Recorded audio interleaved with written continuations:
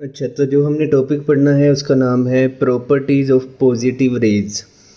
तो positive rays की सबसे पहले वाली प्रॉपर्टी है the deflection of positive rays in electric and magnetic field shows that these rays are positively charged. जैसे ही इन्हें इलेक्ट्रिक फील्ड और मैग्नेटिक फील्ड के अंदर से गुजारा जाता है तो इनकी जो डिफ्लेक्शन है वो ये ज़ाहिर करती है कि ये वाली जो रेज़ हैं ये पॉजिटिवली चार्ज्ड होती हैं। सेकंड प्रॉपर्टी है इनकी, these rays travel in a straight line in the direction opposite to cathode rays. ये वाली जो रेज है इनकी डायरेक्शन के बारे में देखें, ये स्ट्रेट लाइन में ट्रैवल करती हैं और कैथोड रेज आप यहाँ से जैसे कि देख सकते हैं राइट साइड पे जा रही हैं, और ये जो पॉजिटिव रेज हैं ये इसके एग्जैक्टली ओपोजिट यानी कि लेफ़्ट साइड पर जा रही हैं। तो इनकी जो डायरेक्शन है वो ओपोजिट टू कैथोड रेज है। उसके बाद थर्ड प्रॉपर्टी है they produce flashes on zinc sulphide plate.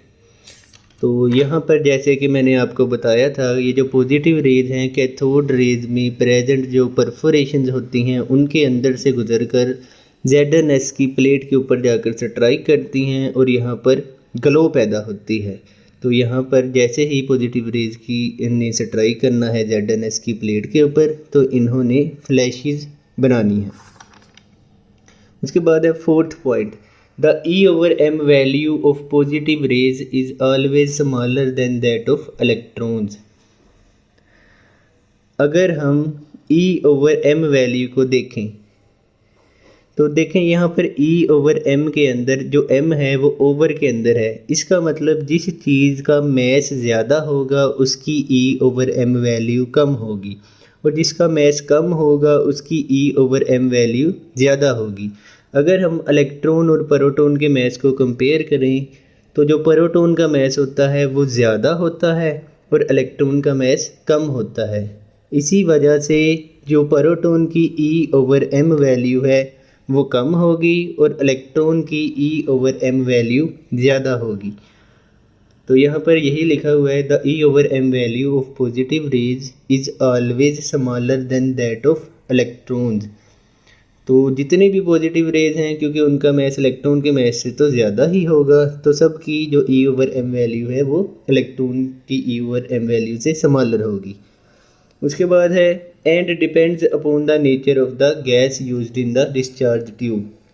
अब ये जो E/m वैल्यू है ना ये गैस के नेचर के ऊपर डिपेंड कर रही होती है, क्योंकि डिफरेंट तरह की पॉजिटिव रेज बन सकती हैं। जैसे कि हमने पहले पढ़ा, अगर हम डिस्चार्ज ट्यूब के अंदर हाइड्रोजन की गैस यूज़ करें तो हमारे पास प्रोटॉन बनता है, अगर हीलियम की गैस यूज़ करें तो हमारे पास अल्फ़ा पार्टिकल बनते हैं।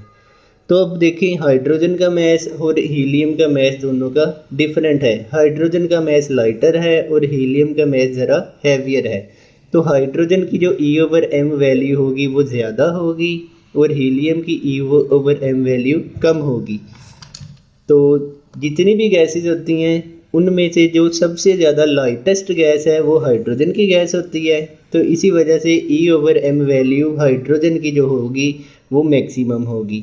अब जो हाइड्रोजन गैस रखकर पॉजिटिव रेज बनती हैं उनका नाम रदरफोर्ड ने प्रोटॉन्स रखा। उसके बाद एक MCQ इस टॉपिक से आप लोगों ने ये भी याद करना है कि इलेक्ट्रॉन और प्रोटॉन का मैस का कंपैरिजन किया गया है। प्रोटॉन का जो मैस होता है इलेक्ट्रॉन के मैस से 1836 टाइम्स हैवियर होता है। ये वाला MCQ भी बोर्ड के पेपर के अंदर आया हुआ है। Proton is 1836 times heavier than that of electron. उसके बाद एक MCQ है जिसका आंसर आप लोगों ने कमेंट में देना है। आपने मुझे बताना है कि किसकी E/m वैल्यू मैक्सिमम होगी। सबसे पहला आपका जो ऑप्शन है वो है इलेक्ट्रॉन, सेकंड ऑप्शन है प्रोटॉन, थर्ड ऑप्शन है अल्फ़ा पार्टिकल। तो आपने इसमें से राइट आंसर मुझे कमेंट में बताना है। अल्लाह हाफिज़।